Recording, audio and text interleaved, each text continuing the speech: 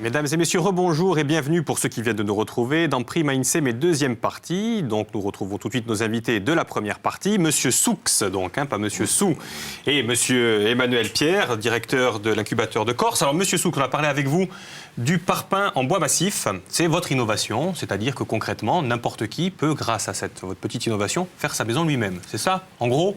Oui, on va dire en gros, c'est ça. En gros, c'est ça. D'ailleurs, Diane a posé une question pendant l'interlude. Si je veux faire moi ma maison, à qui je m'adresse? Comment je fais, tiens? Si j'ai l'idée de la faire, cette maison. Alors, quelles sont les démarches? Déjà consulter notre site internet. Oui. calistéecoforêt.com. D'accord. Et donc, vous avez des notices techniques à l'intérieur, vous avez des éléments techniques donc, pour voir si vous êtes capable de réaliser vous-même. Oui.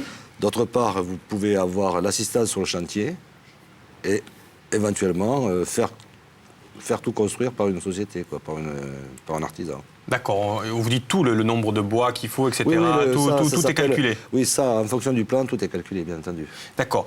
Success story suite, je dirais, puisque votre invention, effectivement, il y a ce qu'on peut faire, on peut faire sa maison, mais il y a un célèbre magasin, je vais le citer, puisque de toute façon, il y en a un autre, Castorama, qui propose votre produit sur catalogue, et Leroy Merlin qui veut aussi le proposer. C'est-à-dire, qu'est-ce qu'ils veulent faire avec votre...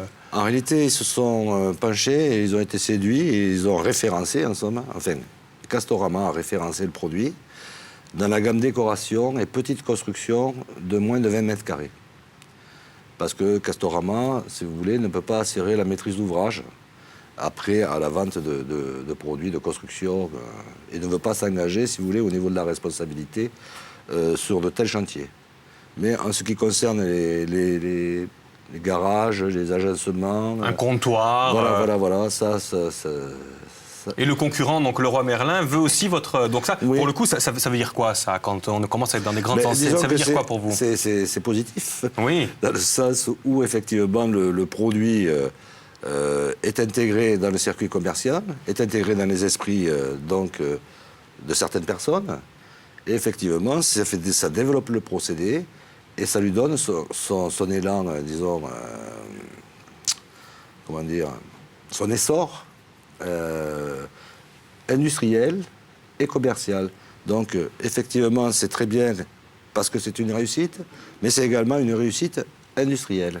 Et c'est une réussite aussi écologique, parce qu'on rappelle qu'il y a un label avec votre bois. Hein. Oui. C'est important, ça, quand même. Alors, le parpaing bois massif est labellisé Cap Énergie. Ce qui signifie? Ce qui signifie que son bilan carbone est positif. C'est-à-dire que pour faire un parpaing, on produit moins de carbone, si vous voulez, que le parpaing en a fixé. Que le bloc de bois en a fixé. Ah, d'accord. C'est-à-dire que le différentiel est positif. D'accord, et donc là, on a le label. Oui, c'est Cap Énergie qui est le pôle de compétitivité. C'est un puits de carbone. Corse, effectivement. Donc, c'est un argument de vente aussi, ça. Oui, absolument. D'ailleurs, ça a été un argument décisif, justement, dans l'enseigne Castorama, parce que le parpaing est un puits de carbone. D'accord. Il y avait une question SMS, on m'a dit en régie, allons-nous la voir ou pas? Dites-moi. Décidément que ces questions SMS, on joue des tours, je pense qu'il y a quelqu'un... Ah, d'accord. Où trouve-t-on ce matériau en Corse? Alors en Corse, il n'y a pas encore de magasin distribuant le matériau, mais ça va se faire au cours de l'année. Au cours de l'année. Oui. D'accord, allez, vous le savez, on a joué dans la première partie, si vous n'étiez pas là. Il y a Diane, comment ça va depuis tout à l'heure? Diane est toujours bien. Vous avez une jolie bague, j'avais pas fait gaffe tout à l'heure, elle est mignonne comme tout. C'est fleuri, merci Luc. on a joué à quoi? Rappelez le téléspectateur qui n'était pas avec nous. Eh bien, on a joué avec des images d'archives et en même temps j'essaie d'imaginer ma future maison en bois. Mais donc on va rappeler le jeu aux téléspectateurs qui viennent de nous rejoindre. C'est un extrait qui date du 8 octobre 1990. Vous allez le voir, nous sommes sous la pluie, nous commémorons quelque chose. Figlia de Becchido Padiapona Mugestione. L'écrivain Roger Caratini situait à l'époque, l'historien Jacques Grégor y racontait la bataille et l'enseignant Didier Ray parlait des réactions des jeunes Corses, apprenant que leurs ancêtres n'étaient pas les Gaulois et que la terre de Corse avait une histoire entre Orient et Occident, nord et sud de la Méditerranée. Un public attentif, curieux et dense était présent, malgré la grisaille et malgré la pluie. Pas facile, là. Pas facile. Eh bien, je demandais que commémorait-on ce 8 octobre 1990. Allez, je vais donner des indices. Vous l'entendez dans l'extrait, on parle d'une bataille. C'est tout, non? Je vais en C'est dire tout. rajouter. Non. Voilà. Qu'est-ce qu'on En a gagné? 90, c'était les 222 ans que l'on fêtait, que l'on commémorait de cet événement. Il avait déjà 222 ans en 1990. Quel est cet événement? Il ne reste plus qu'à faire un petit calcul mental. Bon, allez, Qu'est-ce qu'on courage, peut gagner? chers amis. Qu'est-ce qu'on peut gagner? Eh bien, tout d'abord, un CD, le dernier album du groupe Sveljudiz ou la Daudi Alessa, le fameux tablier INSEM, et puis bien sûr une invitation Qu'on s'arrache. qu'on s'arrache. Et une invitation pour assister jeudi prochain à la représentation, une des représentations des musicales de Bastia. C'est une magnifique rencontre à laquelle vous allez assister entre Aviletta et Daniel Oaro, à ne pas manquer. Et donc une invitation pour 2 à gagner pour vous si vous avez la réponse. Un numéro 0800 000 900. Précipitez-vous sur votre combiné téléphonique. Alors c'est l'heure pour nous d'accueillir notre chroniqueur du jour tout de suite. Il arrive, c'est Yann Bénard. Comment allez-vous, Yann? Bien. Tout sourire, ça Bien. fait plaisir de vous voir à lundi. Prenez place Content sur le de vous tablier, retrouver. sur le tablier INSEM. Content de retrouver Diane et content de retrouver le tablier INSEM Et nos invités. Nos invités et les téléspectateurs, bien entendu. On a parlé écologie dans la première partie. Tout à fait. Et innovation. Je vous écoutais.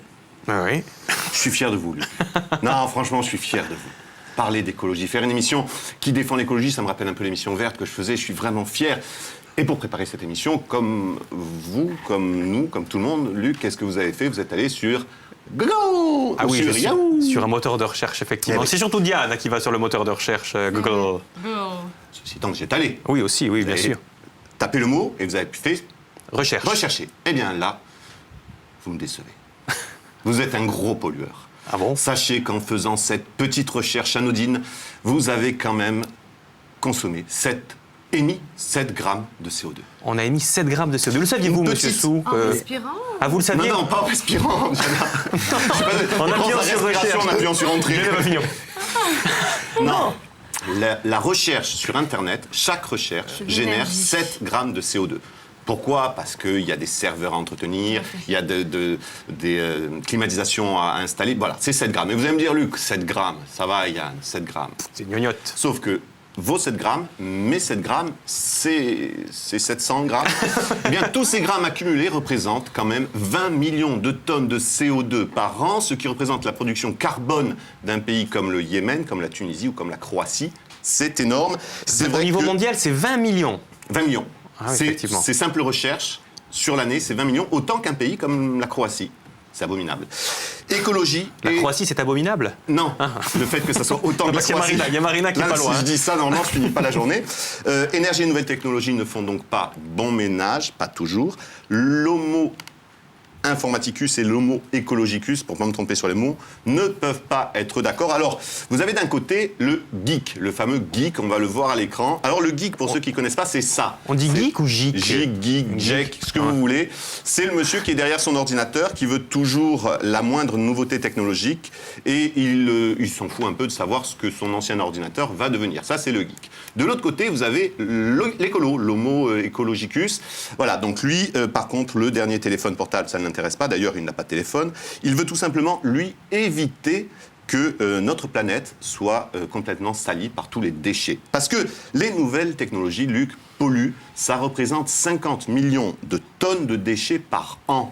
Les nouvelles technologies, tout ça, oui. Et d'ailleurs, avec Macintosh, il y avait c'est une grosse jury, il y a eu comme un... Nous allons parler. Levement de bouclier. Vous allez voir ça. Elle est gentille. On arrive à la fin. Elle fait la fin de ma chronique. Non, je plaisante.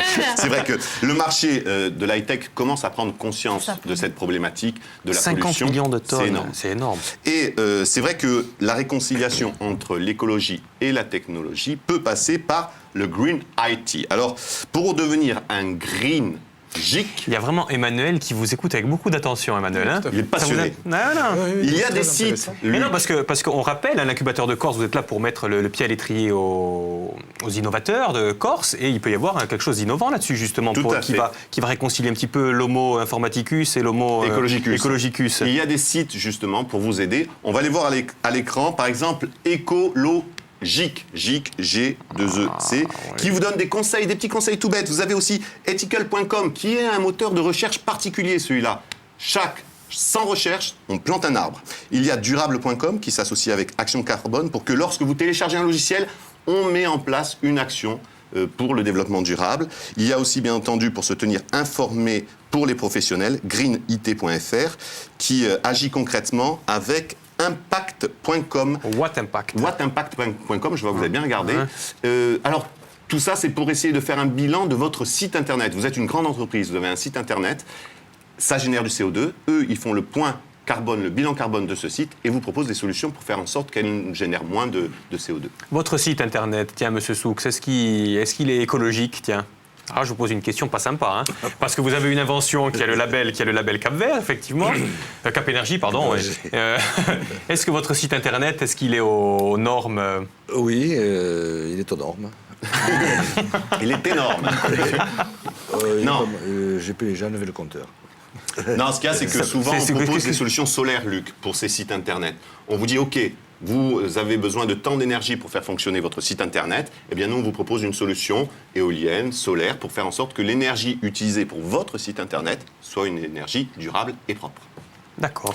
Tout ça, ça concernait Internet et le surf sur Internet. Tout ça, c'est un peu virtuel, un peu immatériel. Vous allez me parler de bon matériel, du vrai, du sérieux, du lourd. Il y a aussi des solutions et des fabricants proposent d'être techno et écolo. On regarde les différents sites, on choisit son matériel. On trouve par exemple sur ordinateurécologie.com un PC en bambou. Ou alors on vous propose de recycler, ça c'est des cartes mères pour les recycler en table. On peut aussi faire en sorte de donner son ordinateur. Alors il y a des associations, on les retrouve sur ordi2.0.fr ou encore si vous voulez acheter un ordinateur, Luc, sachez que vous pouvez... Éco-informatique, c'est ça? Tout à fait. Il y a eco-informatique.com qui vous propose de vous revendre un ordinateur plutôt que de le laisser à la casse. Vous m'avez parlé d'un ordinateur, je ne sais pas si vous avez pas tiqué, vous Diane, un ordinateur en bambou. bambou. Je ne citerai pas. Emmanuel, qu'est-ce que ça veut dire un ordinateur en bambou? Il faudra qu'on m'explique. Ah d'accord, alors Je vais vous expliquer, c'est parce qu'un ordinateur... Alors, Oui, voilà. c'est presque ça. Un ordinateur, qu'est-ce que c'est? Un ordinateur, c'est une carte mère, c'est un processeur, c'est de la mémoire vive, mais c'est surtout un gros... Boîtier. Un gros boîtier en plastique tout moche, comme on a ici à France 3. Eh bien, vous pouvez faire un boîtier, au lieu d'être en plastique à base de pétrole, eh bien, vous pouvez avoir un boîtier en bambou. Et c'est très écolo. Il y a une marque qui fait ça? Oui, DEF, D'accord. je l'ai dit. Je l'ai dit. Et ça coûte cher? Ça coûte cher, là un tout petit, comme d'habitude, quand on veut être écolo, ça coûte un tout petit peu plus cher, mais sur le long terme, ça paye. Monsieur Soux, une réaction. Je vous vois, vous parlez à Emmanuel, non? Non, c'est logique. Hein, le bambou, ça se prête bien, justement. Et ça isole au aussi. moulage. Ah oui. On a fait un PC en bois, ça isole aussi des problèmes sonores. Juste pour terminer là-dessus, sachez qu'il y a beaucoup de grandes entreprises qui se lancent dans la techno-écolo. Vous allez me dire, Luc, ils le font uniquement pour se donner une bonne image. Exactement, bonne conscience. Mais juste entre nous, qu'est-ce qu'on s'en fout? Puisqu'ils le font, c'est déjà ça. Oui, effectivement. C'est comme quand des grands groupes pétroliers sponsorisent un film sur l'écologie. C'est vrai que c'est juste, on sait que c'est pour redorer leur blason, mais en attendant, ils le font. Tout ce qu'il y a à prendre, on le prend. La fin justifie les moyens. On passe à la vidéo? Allez, la vidéo du jour. La vidéo de la semaine. Vous allez voir, c'est une vidéo qui va nous parler un peu d'actualité, puisque c'est vrai que vous pouvez les envoyer, je vous le rappelle, hein, vous pouvez nous les envoyer sur le site participatif de France 3 ou directement par mail. Mais vous savez, la guerre... C'est important ce que vous dites là, parce qu'on vous engage tous, hein, si vous avez des vidéos sympas, à aller sur le site de participatif de France 3, comme vous dites. On recueille vos vidéos, on recueille même vos conseils, on recueille vos demandes. Et sachez qu'aujourd'hui, ça peut être Yann qui va y répondre, mais si vous avez des questions de santé, des questions d'emploi, si vous voulez vous mettre en valeur justement, faire un CV virtuel, envoyez-nous toutes ces vidéos et on les diffusera. Pour info, quand Luc vous dit on vous engage, ça veut dire en fait qu'il vous engage à envoyer. Ça n'a rien à voir avec le fait de vous engager à France 3. Voilà, juste pour info, parce que j'ai l'impression qu'on va recevoir 600 mails. Non, malheureusement. Oui, pas tout le monde qui veut travailler à France 3 sur l'île quand même. Tout le monde. Il y a les gens qui le font et ceux qui espéreraient le faire. La vidéo de la semaine, Luc, vous connaissez bien entendu la guerre entre les PC et les Mac. Alors moi je suis PC, mais c'est vrai que cette semaine... Moi aussi je suis PC. Vous êtes quoi vous Emmanuel? Tiens. PC. Voilà. Monsieur Soux, PC? Diane? PC, voilà. Et bientôt Mac. Moi, ça tombe bien parce qu'il y a 90% du marché qui est PC de toute façon. 95 et des poussières. Bon, ça n'empêche que cette semaine, on ne pouvait pas faire autrement. On vous diffuse une publicité, c'est une pub Mac. Regardez, ça parle justement de la différence entre Mac et PC. Regardez. Bonjour, je suis un Mac. Et moi, un PC. Tu sais, je viens de réaliser un film perso. Incroyable, moi aussi, je viens juste de monter mon film. Je l'ai fait avec iMovie, c'était vraiment facile. Je doute qu'il soit aussi parfait que le mien, mais je serais ravi d'y jeter un œil. Ce serait génial. Vas-y, montre. Bonjour, je suis un film Mac. Ça fait vraiment professionnel, non? Eh ben, super. Salut. Attends, et le tien, on peut voir le tien? S'il te plaît. Oh, ok, d'accord. Quoi de neuf? Film personnel PC. Il y a encore un peu de boulot. Eh bien, entendu, on termine c'est avec pas cette mal, image. ça. On l'a peut-être C'est vu pas un mal, peu ça. furtivement. On a terminé avec l'image, bien entendu, de Steve Jobs, ceux qui le savent qui nous pas. a quittés, au cas où quelqu'un ne serait pas encore au courant. Exactement. Le site de la semaine, Luc? Allez, Le site de la pareil, semaine. hein, le site de la semaine. Eh bien, le site c'est un corse, internaute. Le site corse, hein, Tout à fait, au sens large du terme. C'est un internaute téléspectateur qui nous l'a envoyé sur l'espace collaboratif, participatif. qu'on trouve sur le site de France 3 Corse, hein, France 3. France3.fr, rubrique Corse, et après vous vous laissez guider, bien sûr. C'est un passionné qui nous a envoyé son site perso, un passionné de belles photos que l'on retrouve sur toomuchblack.com. On voit son site internet. Toomuchblack.com. C'est un passionné de photos. Alors oui, c'est vrai, je vous le dis, le site met un peu de temps à se charger car les images sont lourdes. Mais la beauté, Luc, ne rime pas toujours avec rapidité. C'est pas vous qui allez me dire le contraire. Ce sont de superbes photos. Alors ce n'est pas du numérique, ce sont des scans de diapo 6.6 et des scans de diapo 24.36. Je suis sûr que certains comprendront, moi j'ai rien compris. Mais c'est des scans, c'est très beau, c'est des paysages, c'est des portraits, c'est des natures mortes, c'est des femmes. C'est de belles photos et c'est beau et c'est sympa. Mais j'en profite, hein, si vous-même vous avez des photos et que vous voulez l'avis d'un professionnel, n'hésitez pas à envoyer vos photos et Jean-Christophe Attard se fera un plaisir de dire ça c'est bon, ça c'est pas bon, ça il faut retravailler. Participatif, il est notre site. Allez, c'est l'heure pour nous de voir plutôt ce qu'il faut voir ce soir sur Viastel. Et c'est vous qui vous y collez, une fois n'est pas coutume. D'abord, il y a le jingle. S'il vous plaît. Je crois qu'il faut demander s'il vous plaît, aujourd'hui. En régie. Merci. Oui, ça c'est important. Yann. Oui, qu'est-ce qu'il faut regarder ce soir sur Bien sûr Viastel? Il faut regarder Viastel déjà Oui. et il faut regarder Sport in Corse, les gars. Pourquoi? Ce soir, 20h30, présenté par Xavier Xavier et Céline Lerouxel. Et Laurent Vicenzini aussi, non, je crois. Eh bien là, je n'ai pas l'info. Est-ce que Laurent sera là? Peut-être bien, La peut-être surprise, pas. c'est C'est la la surprise surprise en à 20h30, Ouais. on espère. Ça rajoutera du piquant à cette émission. Alors. Qu'il y en a déjà beaucoup, puisque, bien sûr, comme d'habitude, il va y avoir un petit tour d'horizon de l'actualité sportive du week-end. Et puis, il va y avoir quand même deux grandes thématiques à cette émission ce soir. C'est le volley et le tennis-ballon. Ces deux thématiques qui vont être développées. Allez, je vous propose un petit extrait. C'est sur le footnet. Vous savez ce que c'est, le footnet? Non. Ben, c'est l'appellation internationale du tennis-ballon. Allez, on regarde en image. Contre, volley amorti, smash, ciseaux retournés, une chanson de gestes très spectaculaire. Le footnet, appellation internationale du tennis-ballon, c'est d'abord ça. Une image ludique qui finit par desservir un vrai sport. C'est très éprouvant physiquement, ça ressemble à des sports où on travaille beaucoup le cardio, comme le volleyball ou des sports intenses, avec des efforts intenses, rapides, des séquences qui peuvent être assez éprouvantes. Et il faut quand même aussi du foncier à haut niveau. En simple, comme ici avec le champion du monde tchèque Milan Isel, en double ou en triple, le footnet se joue en 2 sets gagnants de 11 points. Sa parenté avec le foot et le tennis est affichée, mais tactiquement, il ressemble finalement plus au volley. On se place vraiment avec un défenseur, un passeur, plus un attaquant qui reste en contre, beaucoup. Et la mise en place dans la tactique, c'est vraiment chacun à son poste bien défini. Moi, par exemple, je couvre côté gauche, Jean-Pascal Grimbert couvre côté droit, et Romeyer au contre.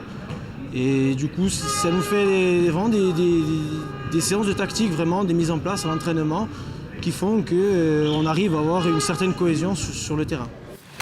Et les représentants insulaires de la discipline feront le point au lendemain du championnat d'Europe j'ai perdu déjà le nom, de footnet, bien, malgré que je sois fan, j'ai oublié le nom, de footnet qui se sont disputés à Corté. Il y aura bien sûr du volley, c'est Frédéric Hernandez, entraîneur du GFCOA, qui fera le point après 3 journées de championnat de Liga. Et puis bien sûr, pour les aficionados de foot, il y aura du foot et on reviendra sur tous les résultats du week-end. Il faut des adducteurs en béton, dites-moi, pour faire oui, moi ce j'en sport. fais, je vous assure, c'est terrible. Voilà, c'est ce soir 20h30, c'est Sport in Corse, c'est à ne pas manquer sur Vous Viastel. faites du footnet, vous? Ah oui. Allez, ça va être encore à vous, justement. En tout cas, je sais que vous faites un jeu, ça c'est sûr, sur Viastel, tout de suite.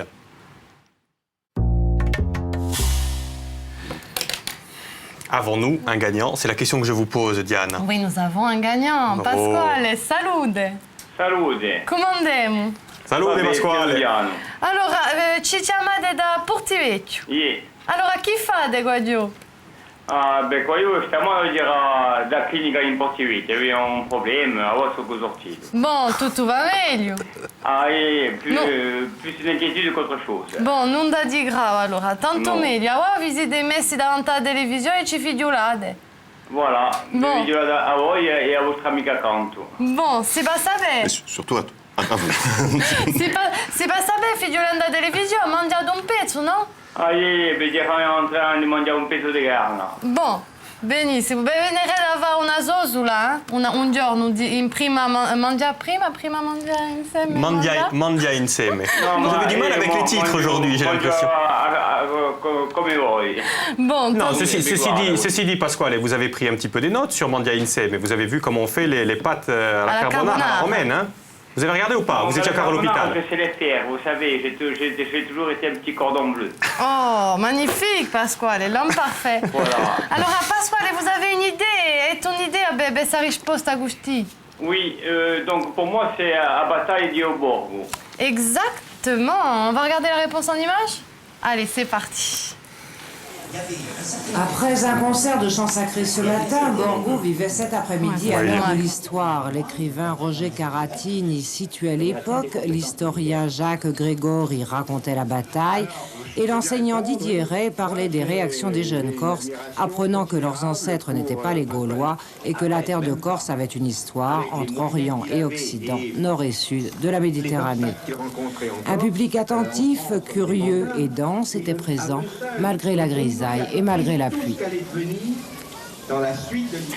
Et le temps n'a pas joué en notre faveur, mais le monde s'est quand même déplacé. Je crois que ça traduit surtout un enracinement du mouvement nationaliste et que par-delà la situation actuelle, nous allons vers des lendemains qui seront très certainement beaucoup plus sereins pour notre peuple. Des lendemains plus sereins, c'était en 1990. Bravo Pasquale, c'était exactement la commémoration di Battaglia di Uborgo, le 8 octobre. Mais je vais vous avouer, autrefois, il y a presque 20 ans, j'étais basquier d'origine. D'accord. Et qu'est-ce que vous faites alors sur Port? Je suis porto-véquier d'adoption.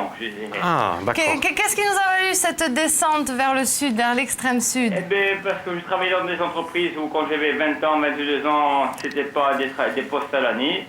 Et après, j'ai eu une opportunité de descendre à Porto Vecchio. Et puis, au bout d'un an, j'ai failli partir. Et maintenant, ça fait 18 ans que je suis ici. Vous êtes acclimaté, comme quoi... Voilà, oui, maintenant, oui, j'ai mes enfants et tout. Donc, à l'inverse, je ne le referai pas. Bon, est-ce que vous montez encore un petit peu à Bastia, Pasquale?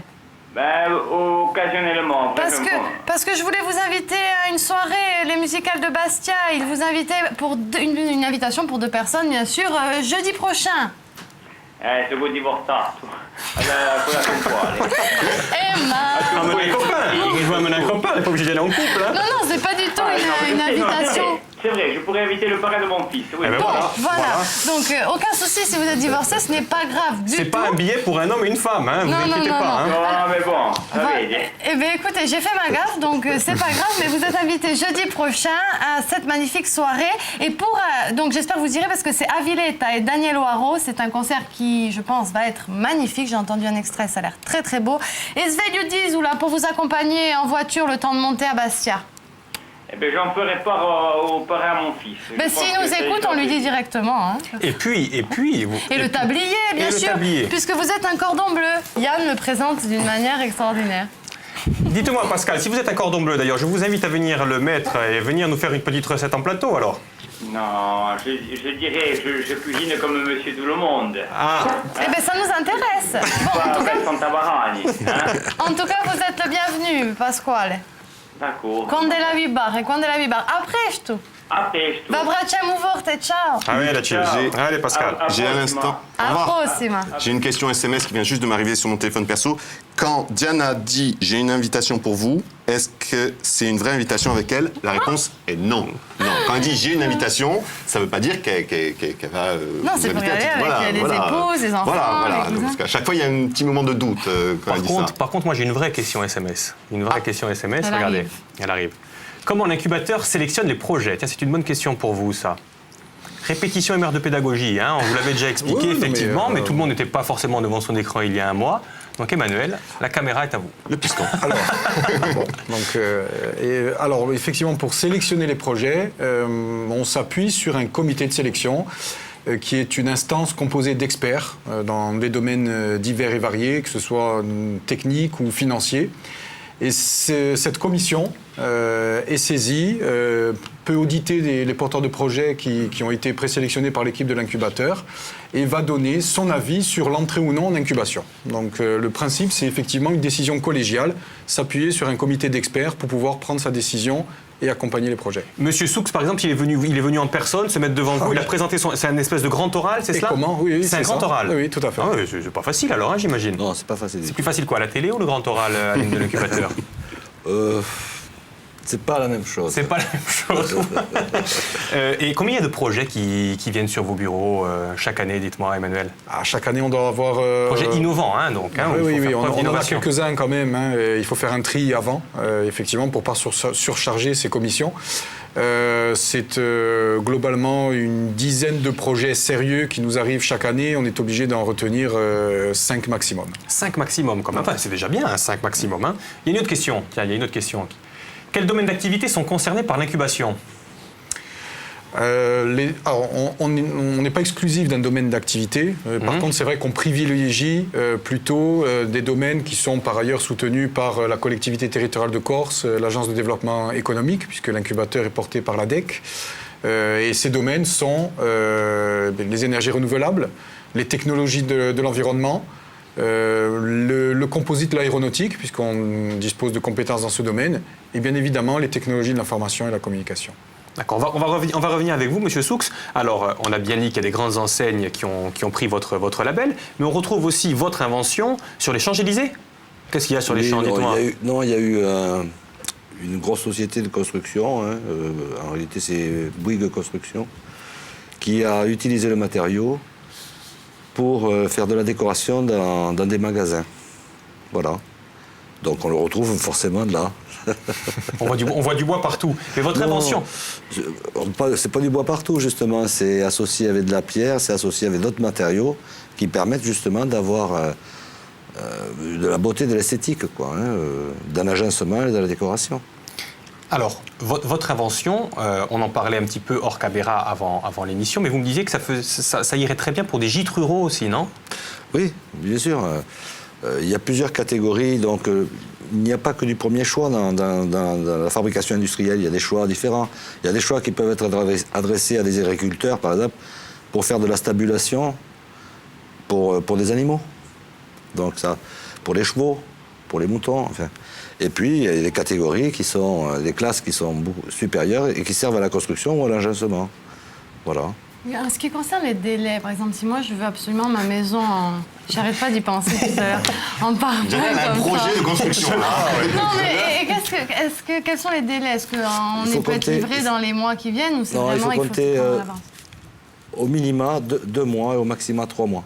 D'accord. Voilà. Très bien. Et après, il n'y a que quelques mois pour la construire, ce qui fait que c'est vraiment rapide. Combien ça coûte une maison en bois, dites-moi? Une maison en bois, en matériaux? Oui, ben là, une maison construire avec ça, avec les parpaings.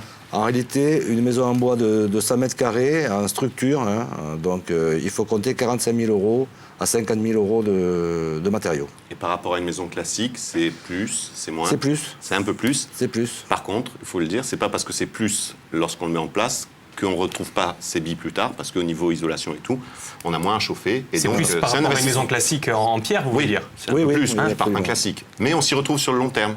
On paye un peu plus, mais après on paye moins de chauffage. Déjà, on est plus cher en matériaux, mais la construction est beaucoup plus rapide, donc on a déjà cette économie en main-d'œuvre. Vous avez 50% d'économie de main-d'œuvre.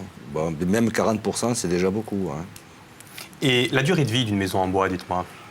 Parce que ça, pareil, c'est les questions, c'est comme on a répondu à la question sur l'incendie, en fait on s'aperçoit que ça ne brûle pas plus, ça brûle même moins. Est-ce que ça vit plus ou moins qu'une maison, comme dirait Yann, classique? Aussi longtemps. C'est-à-dire? C'est-à-dire, la plus vieille maison en bois qui existe au monde, elle a 7000 ans. Donc nos petits-enfants pourront toujours... Vos petits-enfants, il y a un vrai projet de vie là. Et la question des termites que tout le monde se pose, c'est bien entendu traité. Alors, bien sûr, mais la termite, si vous voulez, le termite s'attaque plus particulièrement, si vous voulez, aux associations plâtre bois, bois béton, mais le bois massif est rarement attaqué. Alors justement, c'est quoi le meilleur bois pour construire sa maison en bois? Si vous deviez conseiller Diane, elle va vous appeler parce que de toute façon, elle va venir. Donc autant répondre à tous les téléspectateurs qui nous regardent. Il faut la construire en quoi, sa maison en bois? En Larich ou en... En réalité, c'est le choix. Hein. Nous, on connaît les avantages de certaines essences, comme le Douglas, le pin Douglas, hein, le sapin Douglas, le mélèze, mais il y a d'autres essences. Il y a le pin d'Aricio, il y a l'épicéa. Oui, ça je sais qu'il y a beaucoup d'essences, mais c'est quoi le mieux? Ah, le mieux, le plus cher? Non, le mieux, là, pour Diane, admettons. S'il fallait conseiller Diane. Moi, j'aurais conseillé du pin d'Aricio, mais dans l'état actuel des choses, c'est impossible. C'est un peu plus compliqué parce qu'il y a des problèmes de coupe. À noter, à chaque fois qu'on prend en considération sa construction, il y a le bilan carbone du transport. C'est-à-dire que si vous prenez du local, ça coûte bien entendu moins cher au niveau carbone que si vous faites venir une essence d'Australie. Mais qu'est-ce qu'il a, ce pin d'Aricio de bien, en dehors du fait qu'il fait que ça soit local? Technologiquement, c'est un bois qui a de très très bonne résistance. Attraction, flexion, enfin, tout ce qui concerne l'étude macroscopique d'un bois, quoi. Il est de bonne qualité. Il a des couleurs. Il y a des problèmes pour l'avoir. Ah bah oui, on a bien compris. Ouais. On peut pas, pour l'instant on peut pas. Donc il faudra faire avec une autre matière, Diane. Que le et montagne au bord de mer, Elle a envie, hein. C'est incroyable. Ça m'intéresse. Je vois que ça revient quand même. Je vous parle, vous m'écoutez même pas. Vous êtes avec Monsieur Zou là. Monsieur Zou, oui, montagne au bord de mer, d'ailleurs. C'est pour tous les climats et tous les... Voilà. Il y a une question encore SMS, décidément. Le bois est-il vraiment écologique si l'on abat des arbres? Oui. Le bois, la forêt, le bois, c'est une matière première qui se régénère naturellement. Vous faites un trou pour faire une carrière, pour faire du... Bon, vous avez fixé cette matière dans une autre forme, dans un autre élément. Elle existe toujours, effectivement. Mais le trou, si vous voulez, ne va pas se reboucher tout seul. Vous coupez un arbre, vous plantez un arbre. Il suffit de bien comprendre le potentiel d'une forêt. Une forêt, elle croît tous les ans, elle pousse. Et puis, elle pousse. Monsieur Souk, c'est important de faire des coupes pour permettre aux autres arbres de mieux pousser. Voilà, c'est ça. Si vous avez 10 arbres sur une zone, les 10 vont mourir. Si vous en coupez 5, les 5 vont bien grandir. Voilà, c'est ça. Et d'autre part aussi, si vous voulez, les jeunes arbres vont fixer plus de carbone que les arbres anciens, déjà. Tout ça, ça rentre en ligne de compte dans la chaîne du matériau. Et si vous voulez, quand vous coupez un arbre, donc, eh bien, il va y en avoir un qui va avoir une croissance beaucoup plus rapide et qui va fixer beaucoup plus de carbone. Vous, M. Souk, vous étiez sensible à toute l'économie bois avant de faire cette innovation, ou c'était l'inverse? C'est parce que vous avez fait ça que vous êtes intéressé au bois? Comment ça s'est passé? Ah non, je me suis intéressé justement au gâchis du bois. En 1999, il y a eu une terrible tempête. Il y a 13 millions de mètres cubes de bois qui n'ont pas été utilisés, ce qui représente un rez-de-chaussée comme la ville de Paris. Donc le problème de logement, en réalité, ne devrait pas exister, quoi. Et donc, en voyant tout ce bois un petit peu gâché, vous êtes dit, moi, je voudrais bien le réutiliser, c'est ça? Mais justement, je me suis dit, dans cette forme, dans ce chaos disloqué, essayer de trouver quelque chose qui réhabilite la matière et qui la rationalise pour l'esprit humain. Voilà. Ah ben vous avez bien fait. Voilà. Diane, ce soir, qu'est-ce qu'on regarde? Mais avec Philippe Martinez, ce sera l'invité Jean-Jacques Colonna-Distria, célèbre figure et éditeur, 18h30 sur Via Steel. Et puis vous y serez, Yann. Enfin, une chronique sur quoi? On va parler d'édition et d'évolution dans le monde de l'édition. D'accord, donc rendez-vous avec vous et avec Philippe à 18h30 dans Serra INSEM. Rendez-vous avec vous, donc, à la même heure, demain, à partir de 12h05. Merci, messieurs, vous avez été super. Merci beaucoup, bonne continuation. Et donc merci à vous de nous avoir suivis. À demain. Au revoir.